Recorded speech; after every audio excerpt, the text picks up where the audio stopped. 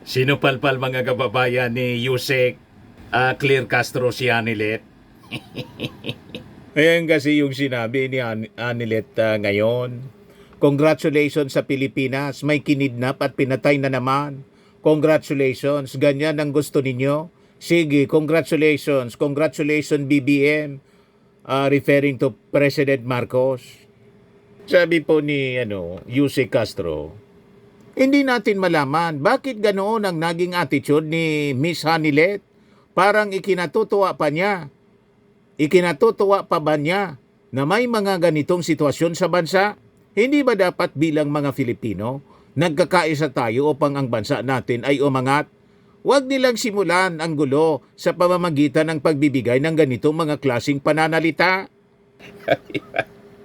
Basag na basag mga kababayan si Anilet. Yan ang ugali po ng mga DDS. Natutuwa sila sa mga masasama na nangyayari sa ating mga kapwa Filipino. Ang gusto nila, sila lang ang mabuti. Lalo pag sila yung nasa posisyon. Pag hindi sila nasa posisyon mga kababayan, masamang-masama yung kanilang loob. Ganon. Nagpakalat na naman nga po yung mga DDS ng video ng ating Pangulo. Sinasabing may sakit yung ating Pangulo kasi yung gums ng ating Pangulo dumurugo daw. Inormal naman po sa gums, halimbawa, totoo yun. Ang gums po, pag nasagi, halimbawa, normal yung pagdurugo, kahit yung pagsisipilyo nga, dumurugo yung gums. Bleeding gums, Castro says, President in tip-top shape. Para bleeding gums lang, ginawa ng isyo. Mga kababayan nitong mga DDS, makapanira lang sa ating Pangulo kasi gustong-gusto nilang mamatay na yung ating Pangulo. O ngayon, isang DDS yung namatay. Si Sandra Cam, yung taga rito sa amin. You see?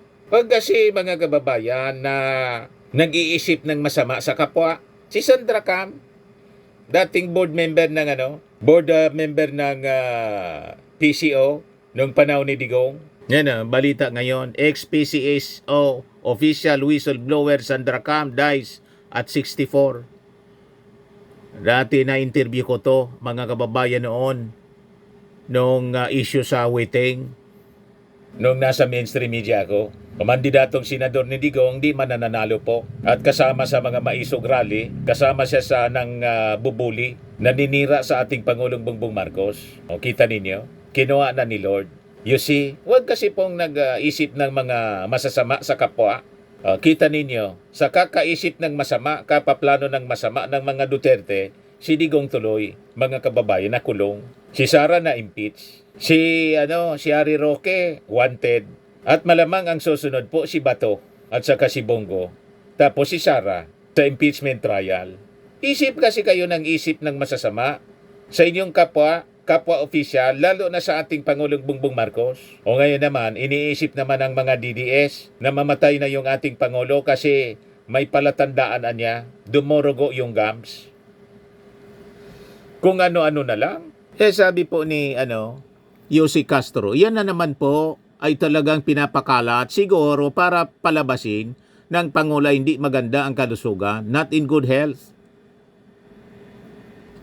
She pointed out that the President is always seen in public and during the campaign rallies of the Alyansa para sa Bagong Pilipinas, which is proof of his good health. Mayroon pa rin po siyang mga meeting, kasama po kami. Sa aking perspektibo po, dahil nakakasama tayo mismo ng Pangulo, maganda po ang kalusugan ng ating Pangulo. Dahil kung hindi po maganda ang kalusugan ng ating Pangulo, malamang ay hindi na po siya nakakaganap ng kanyang mga tungkulin sa araw-araw. Hindi po yan maganda para sa ating bansa. Dapat po ipagdasal po natin ang ating na maging magandang kalusugan ng mga namumuno sa atin at iwasan po nila na magbigay ng mga speculations dahil hindi po ito doktor ay nagpapadoktor sa social media, ay kahit po doktor ay nagpapakadoktor sa social media. Gusto lang po manggulo. Yan po ang Pangulo, sige lang ang trabaho. April 11, 3 hours ago, as the administration realizes its goals of achieving food security by providing continuous support to all agriculture sector workers, President Marcos launches the Agri Puhunan at Pantawid Pamilya Program in Mindanao at the provincial capital of Sarangani province on April 11. Ngayon pa lang po, yan ang ating Pangulo. I-play ko sa inyo. Mula sa National Food Authority at National Irrigation Administration. Yan ang ating Pangulo. Pakinggan natin. Napakalakas ng itsura. Tingnan ninyo naman. In good health. South Coast and Cotabato. In top shape. Ang pinaka Office health. na bisita natin dito ngayon. Kayo po, mga beneficiary dito sa ating agri-puhunan ng Pantawid Program. Kita ninyo. Mga minamahal kong mga kababayan, maayong adlaw sa ato mga pinalanggang kaigsunan dinhi sa Sarangani. Kay na kailyak na imbag nga daw, yo amen. Lubos po akong nagagalak na makabalik at muling makasama ang ating mga kababayan dito sa Mindanao. Ramdam ko po ang init ng inyong pagtanggap at isa pong patunay nito na pinagbuklod tayo ng iisang layunin na isulong ang mas masaganang bukas para sa bawat isang Pilipino. Kayong mga magsasaka ang haligi ng ating ekonomiya. Ang inyong pawis, pagod at sakripisyo ang siyang bumubuhay sa ating sektor ng agrikultura. Sa inyong mga kamay, nakasalalay ang pagkain sa hapag ng bawat pamilyang Pilipino. Kaya naman, nararapat na kilalanin ang inyong kabayanihan at suportahan ang inyong mga mithiin. Hindi po lingid sa ating kaalaman ang mga pagsubok na patuloy na iyong hinaharap. May ilan nga po sa inyo na napipilitang umutang ng napakataas na interes. Isang sitwasyon lalong nagpapabigat pa sa inyong pinagdadaanan. Bilang tugon ng pamahalaan, inilunsad natin ang Agri-Puhunan at Pantawid Program. Bunga po ito ng masusig na pag-aaral, matibay na pagtutulungan at malalim na malasakit mula sa iba't ibang sangay ng pamahalaan.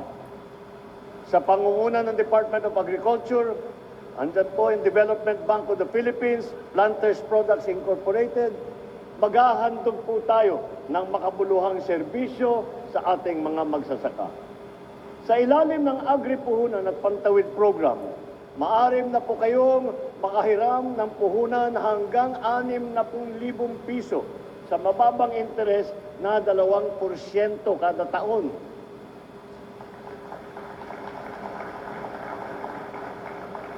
Simula ngayon, hindi ninyo po kailangan alalahanin ang mataas na tubo na nakaakibat ng inyong hinihiram. Maaari rin po ninyong itong bayaran sa pamamagitan ng nagbebenta ng inyong ani sa National Food Authority o NFA, sa mga DA-accredited cooperatives din. Itong mga ani naman, ito ay siyang sumusuporta sa ating mga programa para sa sapat at mababang presyo ng bigas. Sa panahon naman ng pagtanim hanggang sa pag-aani, makakatanggap din po kayo ng tulong pagtawid na nakakahalaga ng 8,000 piso tuwing unang linggo sa loob ng 4 na buwan.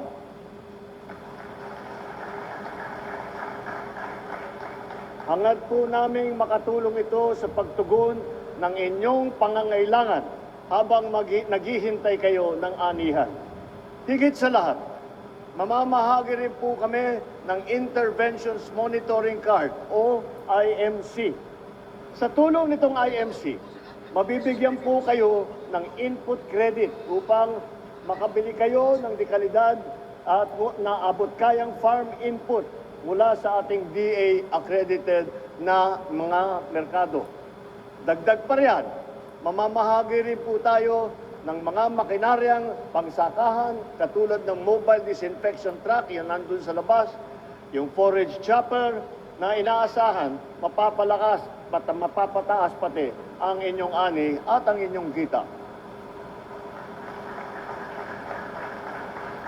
bahagi ang mga serbisyong ito sa isang mas malawak at mas matibay na estrahiya para sa tunay na pangmatagalang pagbabago. Naway magsilbi pong paalala ang mga tulong na ito na laging nakaalalay sa inyo ang inyong pamahalaan. Handa po kaming makinig sa inyong hinaing at tulungan kayo na maging matagumpay at sa mga pagsubok na inyong hinaharap sa abot ng aming makakaya. Nais ko rin pong ipaalam sa inyo na bukod sa agripuhunan na project, nagpapatupad po ang iba't ibang programa ang ng pamahalaan na maaari ninyong malapitan upang matugunan ang pangangailangan ninyo sa kapital. Kabilang po rito ang pagsasagawa natin ng Rice Competitive Enhancement Fund. Yan sa programa po ito, nung nakaraang taon, mahigit 17,700 magsasaka at 331 kooperatiba ang nakinabang sa mahigit sa 3 bilyong piso na ipahiram ng pamahalaan sa ating mga magsasaka. Meron din po tayo credit program sa pangunguna naman ng Agricultural Credit Policy Council. Sa katunayan, nung nakalipas na taon, halos 19,000 magsasaka at mangingisda at 112 negosyo ang nakahiram ng higit 1 bilyon at 700 milyong piso mula sa nasabing credit program. Kasama na po rito ang Agri-Negosyo Loan Program, Survival and Recovery Assistance Program at saka yung Young Agripreneurs Loan Program para sa ating mga kabataan na gustong pumasok sa pagsasaka. Nilalayon po namin maihatid sa inyo ang mga serbisyo makakatulong sa pagpapalakas ng inyong kabuhayan, pagpapabuti ng inyong kapakanan at pagsusulong ng inyong kaunlaran. Isa pong karangalan na kayo'y mapaglingkuran. Hindi ko po itinuturing na isa lamang itong tungkulin. Sa halip, para sa akin, isa pong pribilehyo na maging susi upang maitupad ninyo ang inyong mga adhikain. Sa bagong Pilipinas na ating itinataguyod, sinisuguro po natin na walang maiiwanan, walang mapapabayaan. Mabibigyan po ang bawat isa sa inyo ng pagkakataong maatim ang mas matiwasay at mas maginhawang buhay. Sa inyo pong pagtanggap sa mga tulong na ito, umaasa po ako na mas lililangin ninyo ang inyong mga kakayahan at magiging bukas kayo sa mga makabagong teknolohiya at pananaw sa agrikultura. Sama-sama po natin tahakin ang landas ng pagbabago. Itatag natin ang isang mas progresibo, mas maunlad, mas matatag na bagong Pilipinas. Isang bayang may dangal at katarungan kung saan ang bawat sakripisyo ng magsasaka ay may katumbas na ginhawa at pag-asa. Maraming salamat po. Mabuhay ang ating mga magsasaka. Mabuhay ang bagong Pilipinas. Maraming Ngayon na Presidente, mga kababayan, sige lang ang trabaho. Ngayon, punta tayo sa press briefing, mga kababayan ni Yusek Castro. Tungkol ito, mga kababayan, doon sa pagbeto ng ating Pangulo sa citizenship ng isang Chinese. Yan yung sangkot sa pugo. Narito po tayo para sa isang mahalagang anunsyo. Kinukumpirma po na binito po ni Pangulong Ferdinand R. Marcos Jr. ang House Bill number 8839 na kilala bilang an act granting Philippine citizenship to Lee Duan Wang. Sa kanyang veto message ay sinabi ng Pangulo, and I quote, "I am unable to blindly ignore the alarming and revealing warnings raised by our relevant national agencies that find the subject grantee's character and influence to be full of ominous and dire consequences, if not of a clear and present danger." End quote. Ayon sa Pangulo, ang ipagsawalang bahala, ang babalang ito ay tila pagsuway sa ating tungkulin sa sambayanang Pilipino. Ang Filipino citizenship ay isang pribilehyo at hindi ipinamimigay ng basta-basta. Hindi rin ito dapat gawing kasangkapan upang pagbigyan ang pagsulong ng mga kaduda-dudang interes. Sinabi rin ng Pangulo na kapag tayo ay nagbigay ng Filipino citizenship, higit pa sa mga legal na karapatan ang ating ibinibigay. Binubuksan natin ang buong karangalan ng ating kasaysayan, ang ating lahi at ang ating pamana. Kaya dapat ang tatanggap nito ay sumasailalim din sa mga adhikain ng ating bayan. Handa na po tayong sumagot sa inyong mga katanungan. First question, Tuesday New, DZBB. Sino yung mga hindi marunong magdilig?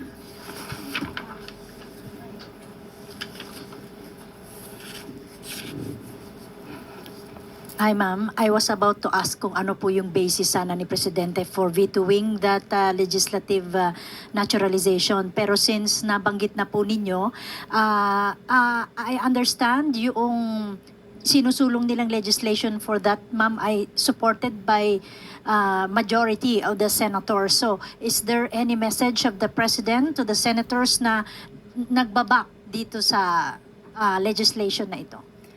Unang-una po, naisipaalam ng Pangulo na kung may mga kaduda-duda, interes, at hindi naman po bingi ang ating Pangulo para dinggin at pakinggan kung ano yung kanyang mga nakukuhang mga data or facts about supposed to be grantee. So kung nagkaroon man ng desisyon ang Kongreso na patawan or bigyan ng Philippine citizenship, itong si Lee Duan Wang, hindi po kumbinsido ang Pangulo. At yun lamang po, hindi natin ipamimigay ang Philippine citizenship kung may mga kaduda-dudang interest, yung tinatawag na grantee. Next question. Yan mga kababayan, yung mga nag-endorse ng Filipino citizenship kay Lee Duan Wang. Si Francis Tolentino yung sponsor. Mga pabor, si Bato, si JB Ercito, si Bongo, Robin Padilla, si Joel Villanueva, pati pala si Chis Escudero. Ito yung kumpleto. Ang no lang si Risa Ontiveros. House Senator, sabi ng report ng Impact Leadership. Yan o. Impact Leadership, January 29. Yan o. House Senators voted on the bill granting Philippine citizenship to Lee Duan Wang, a Chinese national with alleged pogo ties. Para makilala po ninyo kung sino-sino yung mga senador. Nagno lang po si Risa, Nancy Binay, Pia Cayetano, Bato, JB Ercito, Chis Escudero, Jingo Estrada, Win Gatchalian, Bongo, Loren Licarda, Aimee Marcos, Robin Hood Padilla, Coco Pimentel, Bong Revilla, Francis Tolentino, Rafi Tulfo, Joel Villanueva, Cynthia Villar, Mark Villar, and Mig Subiri. Binito ngayon mga kababayan ng ating Pangulo kasi kaduda-duda. Balikan natin si Yosek Castro.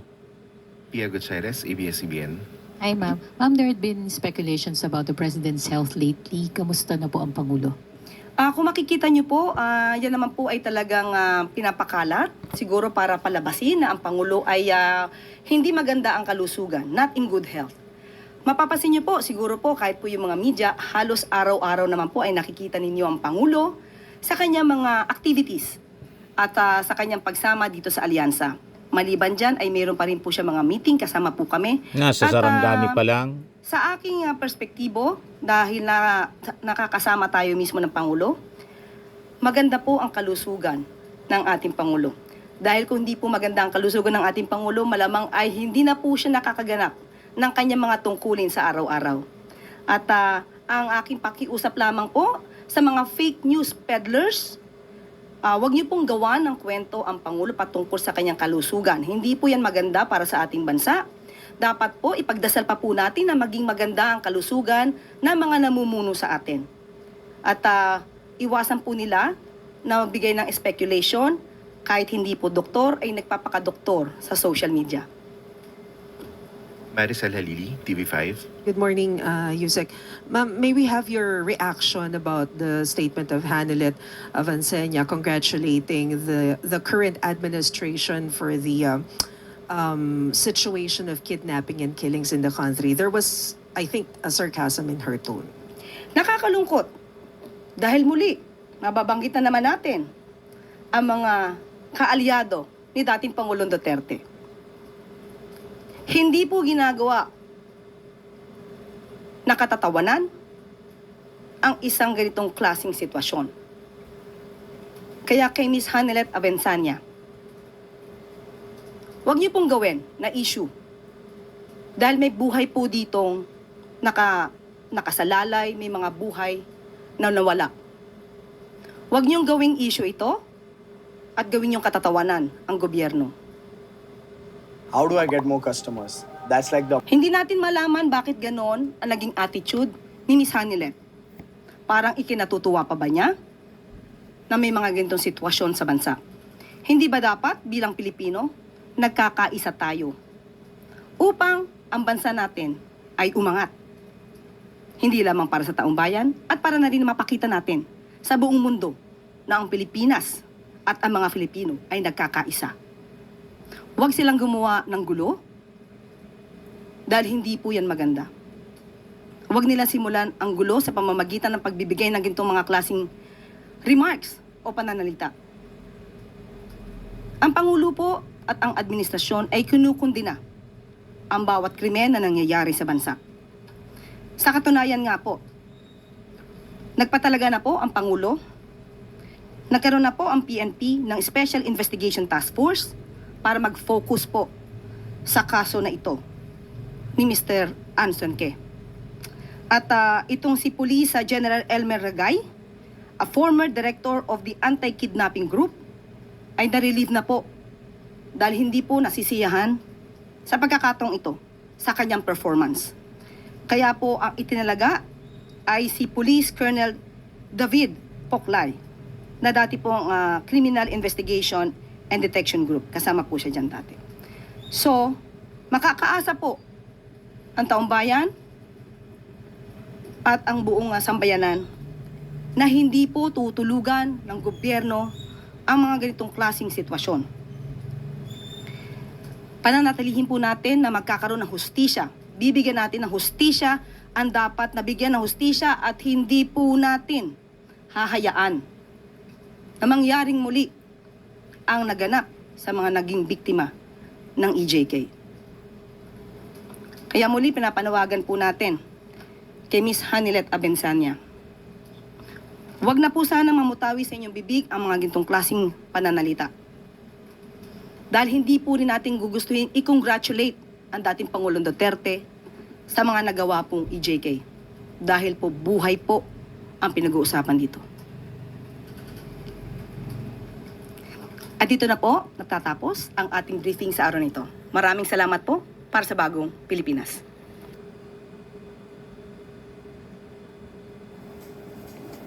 At itong ating programa mga kababayan, atid sa inyo nitong ating mga sponsors. Fairmax Framing and Lifting Cream. Pinapay po sa mga pulses in affected area. Mainam po ito sa mga pains at paninigas ng mga kaso-kasuan. Ito sa mukha naman yung application, anti-aging, Automax po siya. Ito ay Glow 60 mga kababayan. Whitening po siya. Made in South Korea. Ito naman po, Ningxia Red Mix Fruit Drink. Gawa po siya sa goji berry. May anti-cancer properties po siya.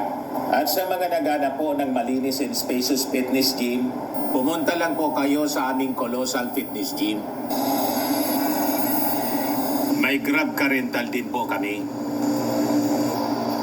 At bills payment po sa aming office. At saka sa mga mahilig po sa mga imported bags, manood po kayo sa live selling ni Madam Eileen Rosales sa kanyang Eileen Closet po. Pati mga shoes, ito yung kanya po. Ito yung kanyang page. Kita ninyo, napakagandang mga online selling po siya. Si Madam Eileen Rosales. At cellphone number niya po, 773-798-7816.